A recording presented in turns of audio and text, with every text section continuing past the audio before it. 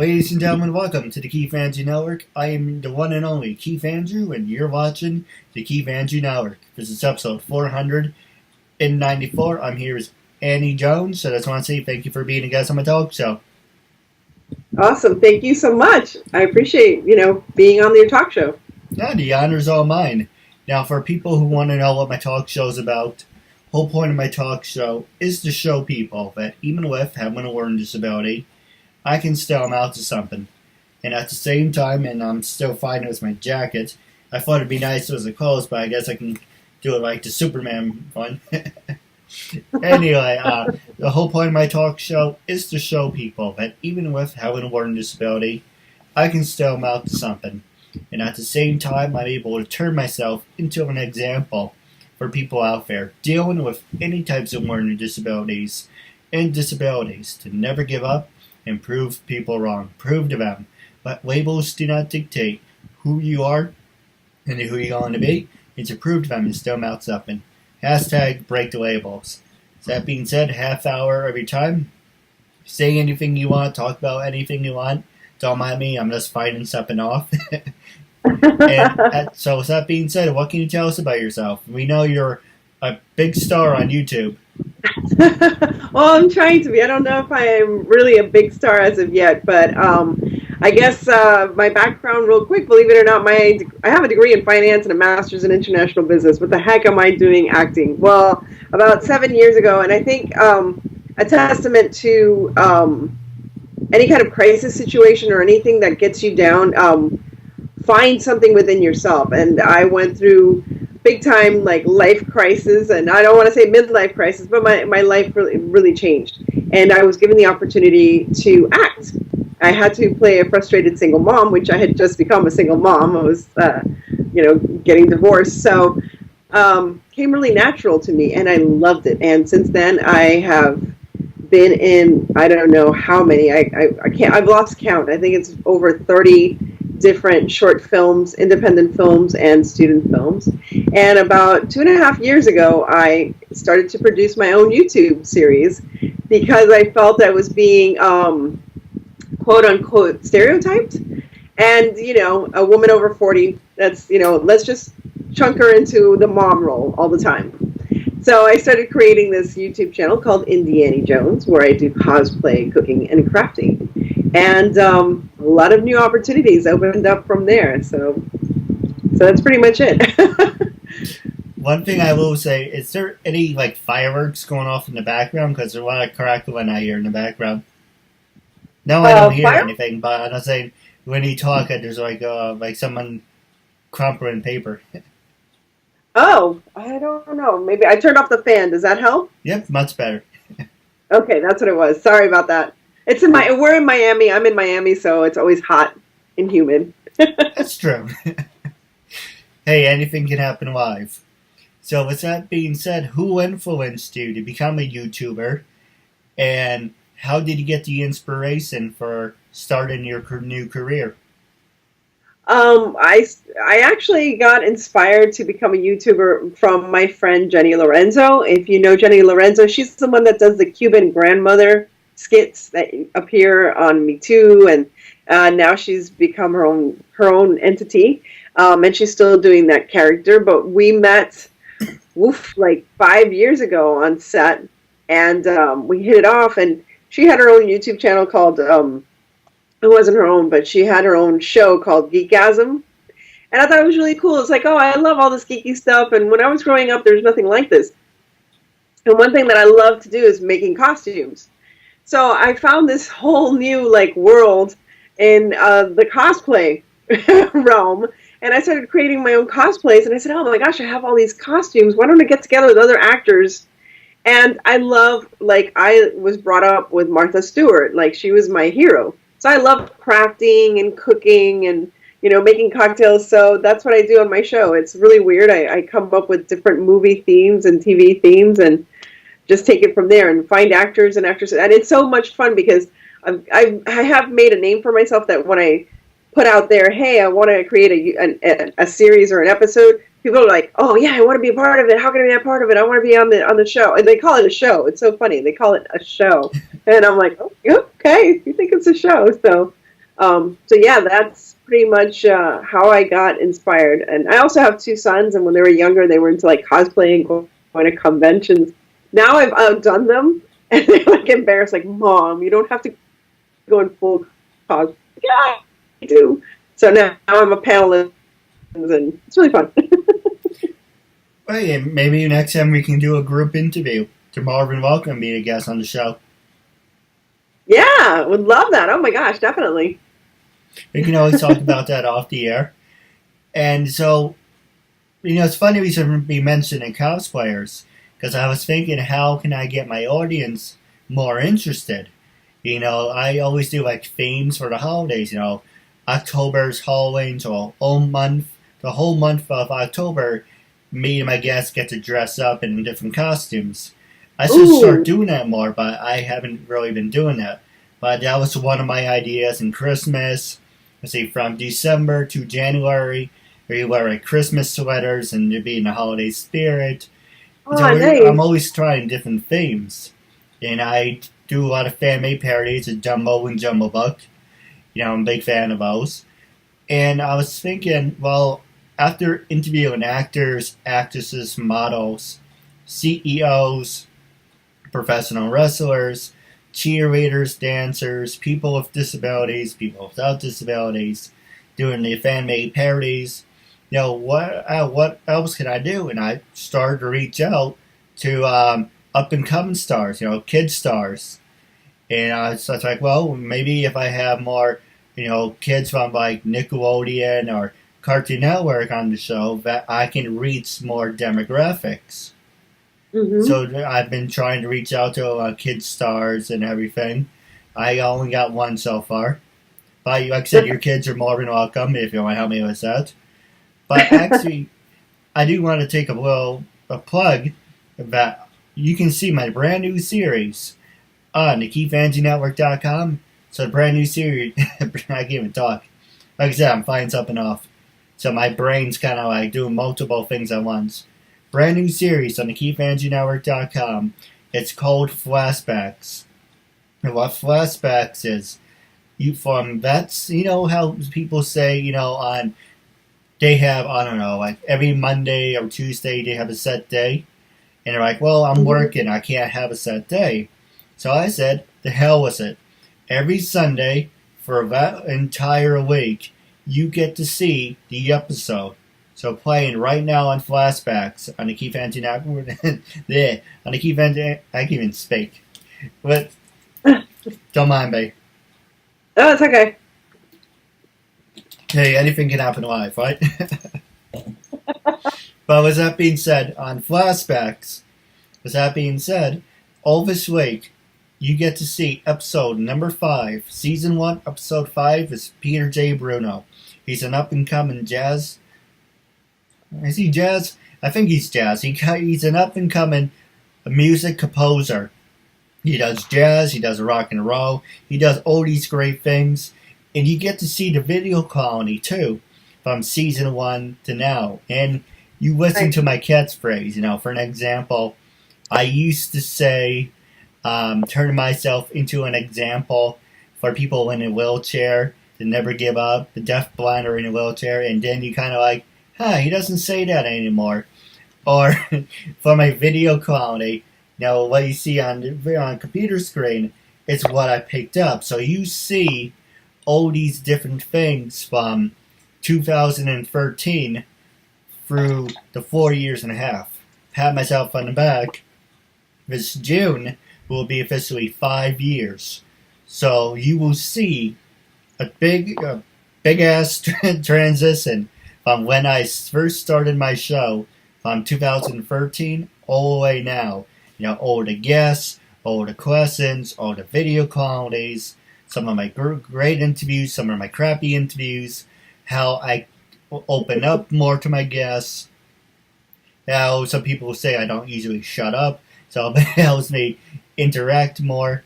But I'm showing you for the 4.5 years, and don't worry, I'm not drunk, just fighting something off.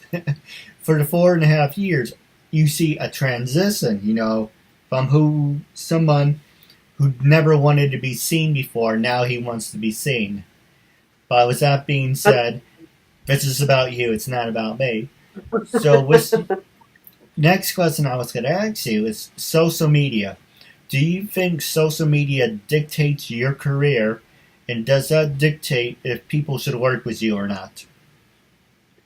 I use social media in a very creative way. I don't make it dictate my career. I pretty much, let me explain also, I do have a day job, I guess. I am a marketing coordinator for a nonprofit here in South Florida, Big Brothers Big Sisters. So I love it because I get to work with kids a lot.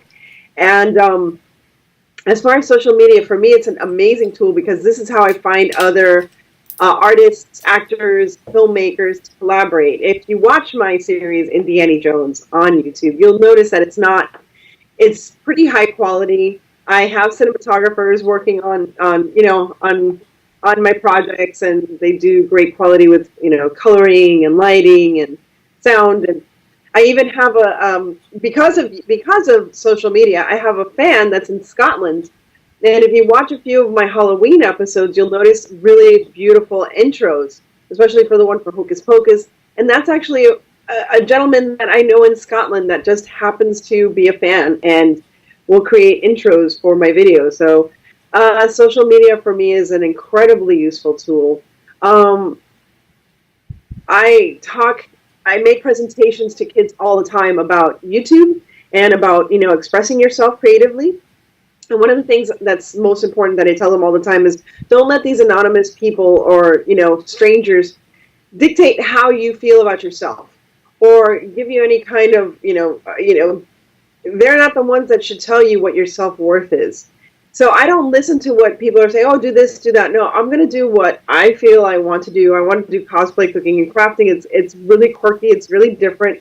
I haven't seen anybody else that does it. And I do it mainly because I enjoy myself doing it. And when I have actors and actresses here that collaborate with me through social media, just as yourself, they have such a ball. It's like Halloween at my house once a month. That's how many times I film. But once I get somebody in costume, they get into character. And, I had the girl, Christina, who played Vasquez in my Aliens episode for Easter, and I was Ripley. I had given her the harness, and I had gotten these, Nerf guns. And she's running around my outside, like, screaming, like, everybody get down! And it was hilarious. And I'm like, okay, my neighbors already know I'm wacky. We don't need to give them any more reason to call cops or anything like that. So that's, again, that's how I use social media, is to converse, to share, to collaborate, and I use it as a positive tool. So that's all I want to say about that. Hey, if it's a possibility, I would love to work with you. I would love that too. Oh, I wanted to say, I am in my workshop, so I just wanted to show you like one of my examples of one. I haven't used this yet in one of my videos, so I have to do a Wizard of Oz one. But this one I did by hand. I didn't buy it. I bought the plastic and had to like bend it and have more glitter in this house than it should be legal. There's more glitter and feathers in this house than a drag queen in South Beach, I think. Well, you know what they said about glitter? It does not dissolve. I saw a video. Oh, it never leaves. It never leaves. No, go ahead. I'm sorry? It never leaves. Once you have glitter in your house, it never leaves. I saw a video where it's glitter, it's in the ocean. And it's like, yeah, not even the ocean can dissolve it. Wow. That's awful. That's terrible. Oof. It is. All right, I gotta stop my glitter use. Now, my next question is: do you have any? How many of your friends are cosplayers, and would they be interested being a guest on my show in costume? Oh my gosh, I have a lot of friends. So if you ever want to do an episode, I can try to gather them together. Maybe we can do an interview right before one of my episodes. And so you can see us in costume, and you can see the sets. I create my own sets. The themes that I'm thinking of coming up, like for Mother's Day, I was thinking Snow White, evil stepmother kind of thing. And, maybe if I can find a Terminator, I would love to do Terminator for Father's Day, because I think he was, in Terminator 2, he was a great, father figure, I guess.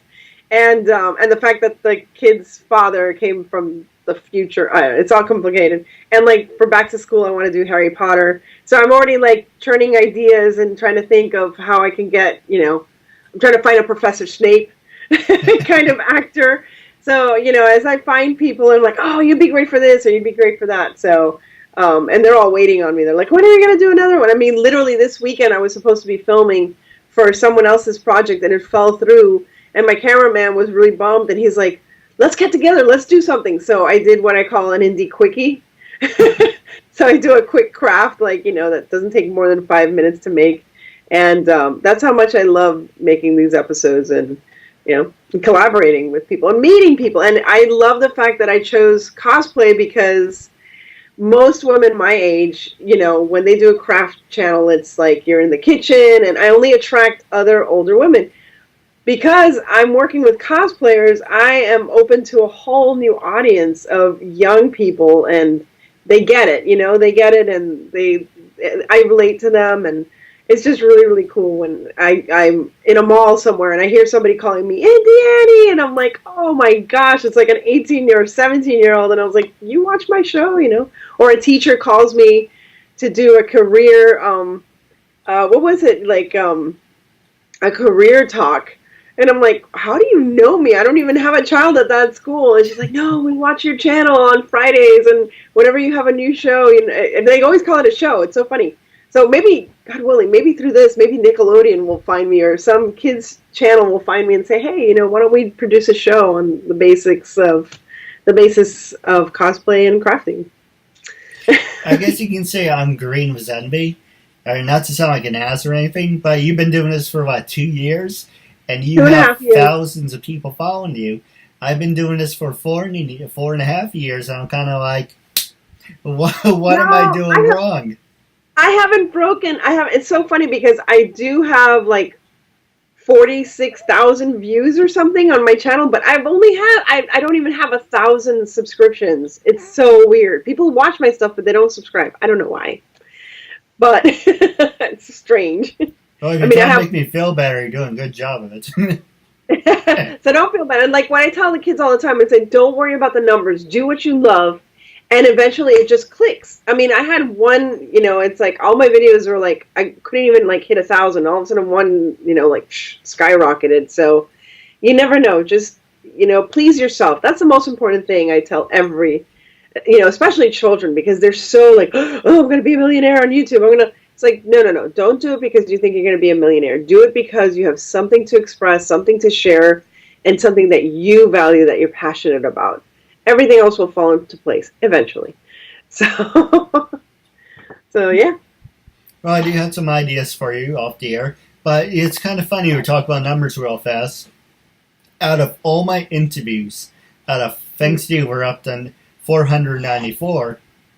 So out of 494, only in the Dumbo and Jumbo Book parodies don't count because, I didn't create them. I just do a fan-made parody for fun, so they don't count.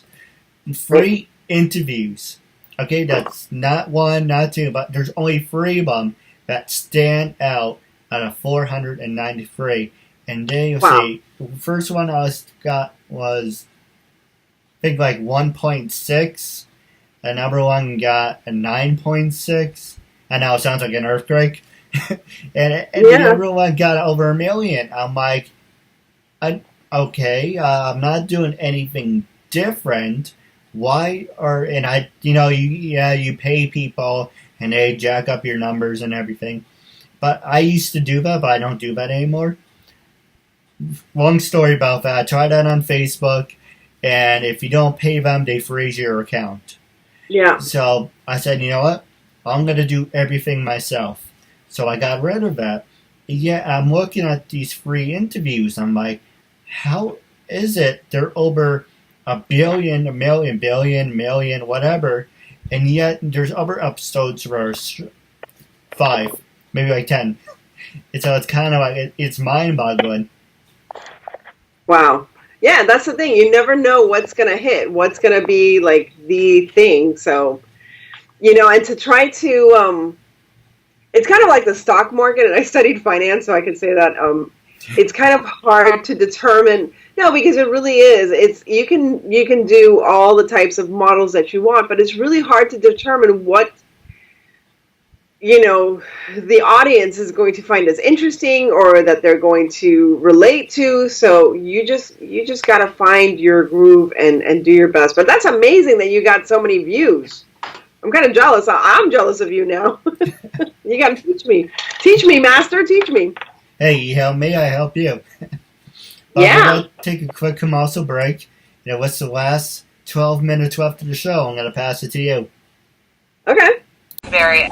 Arlene Schofield. My name is Shireen Snow. My name is Carla A. Miles. Diana Camuto. This is Christine Dunford. I'm Eden. Caroline Macy. This is Walker Fannin. Maria Camille Dixon. I'm Dates Warden. My name is Linda Preston, and you're watching the Keith Andrew Network.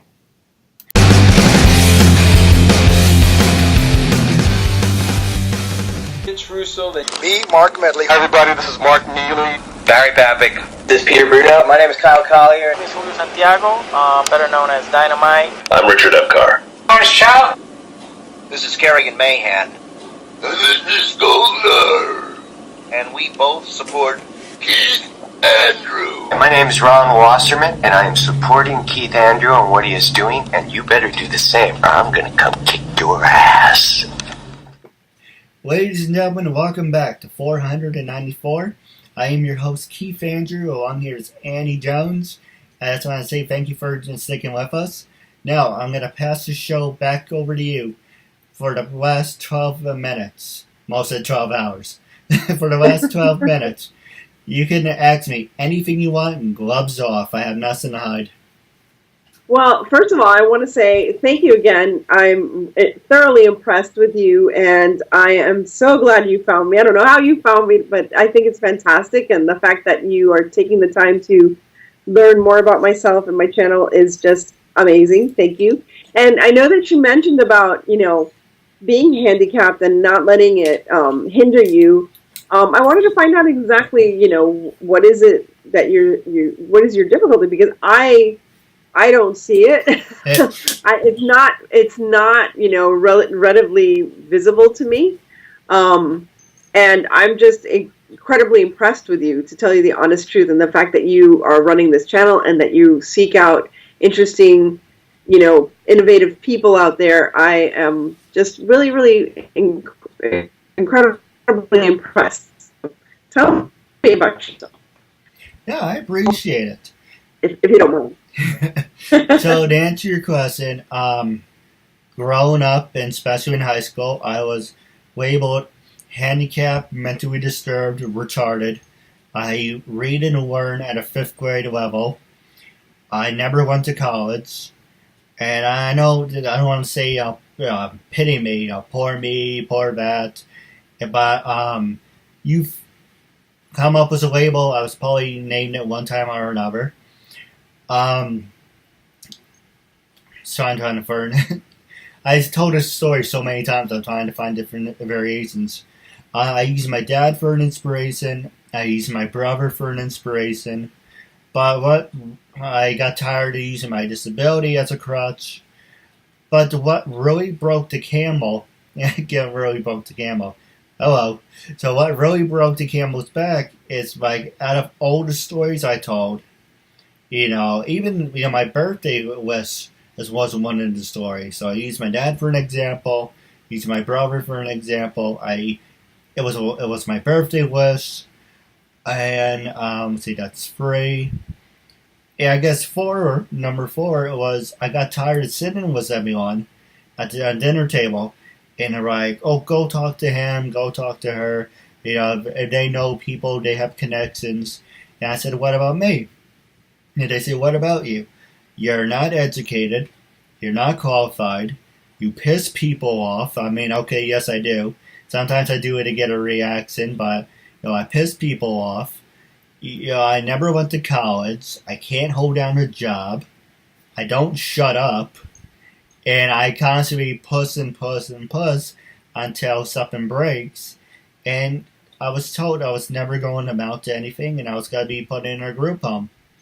And I said, screw it. I'm going to show you being labeled handicapped, mentally disturbed, retarded. I'm going to show you I can still amount to something. If I can't get an opportunity, or if someone's not going to hand me an opportunity, I'm going to create my own opportunity. And that's what I did with the talk show. You want to think that I have a disability? Or you think I'm retarded? Fine. I'm going to show you. I'm going to make you eat those words. So I created this talk show to prove a point. If I can do it, if someone who reads and learns at a 5th grade level can do it, then you have no excuse why you can't do it either. That's wonderful. Let me tell you something. I don't see the labels. I mean, if you hadn't told me ever at all, I actually thought that you were maybe a facilitator for children that had disabilities, and I thought that's why you were making this. I didn't think it was for you because, honestly, you're very articulate. You don't seem to just have a 5th grade level. That goes to show that you've probably taught yourself a lot more from YouTube and social media. You've probably learned so much more than you might have ever learned in one of those group homes because they probably would have limited you because of those labels.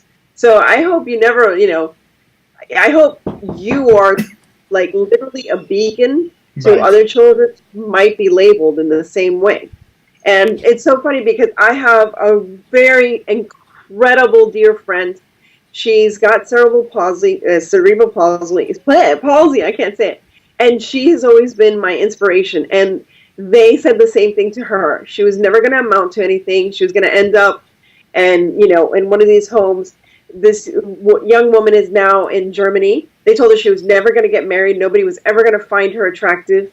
She got married to a wonderful gentleman. They said it was impossible for her physically to ever have a child. She has a beautiful son, almost the same age as my son, so he's a teenager now. And she's written a book. She's met a pope. She's met, dignitaries from all over the world. And that's why I feel that labels are the worst thing that anyone can give, especially a child. No, absolutely. You should never label a child or limit a child simply because of what your interpretation of what your expectation is of them. I think the less expectations you have, or as far as them failing, and more that you're like, nothing can stop you. I tell my kids all the time, the only person that can stop you is you. And you're a wonderful example.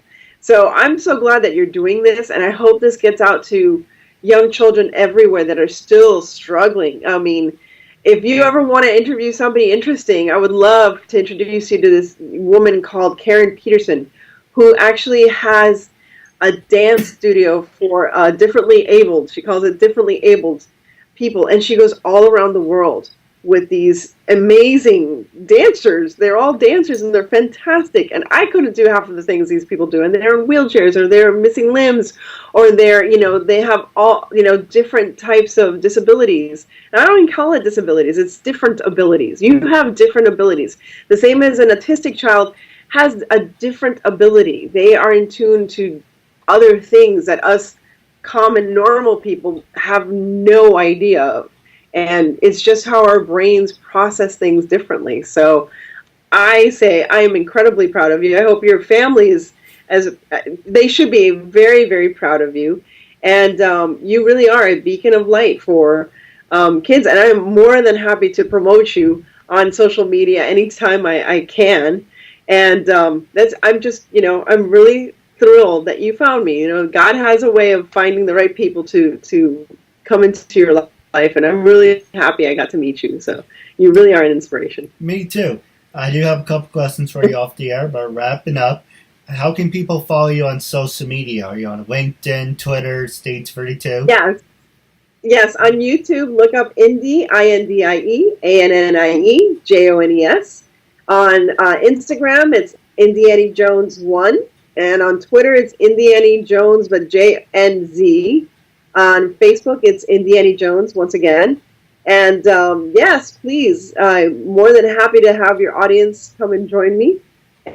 And one day, maybe we can do this interview again where I'll be in full costume and full cosplay with fellow cosplayers, so you can see how how I do things and how we just get together to have fun. So this has been awesome. Thank you so much. And wrapping up, how can actually we did that, but I do have a couple questions off the air. Like I keep saying, I still have a recorder. But when I first approached you to be a guest on my talk show, what was your first reaction and what made you say yes? Wrapping up. My first reaction was like, oh, wow, cool. Like, somebody out of the blue has found me. And then, when you said that it was, because of the handicap and this and that and the other, I just thought, okay, definitely, I have to do this because I have been involved, like I said, with my good friends since I was a little girl. And I always want to reach out to, children especially, who may feel that they're limited and let them know that, honestly, there are no limits. It's only the ones that you place on yourself and the ones that people around you place can be removed if you have the will and if you try. No, absolutely. Stay tuned for after the air. But anyone who wants to send me messages and comments for me to read on the air, email me at KeithAndrewNetwork@gmail.com. Wrapping up your segment, it was a real honor and privilege to have you as a guest, and I'm looking forward to part 2 down the road. Yes, definitely. Thanks so much.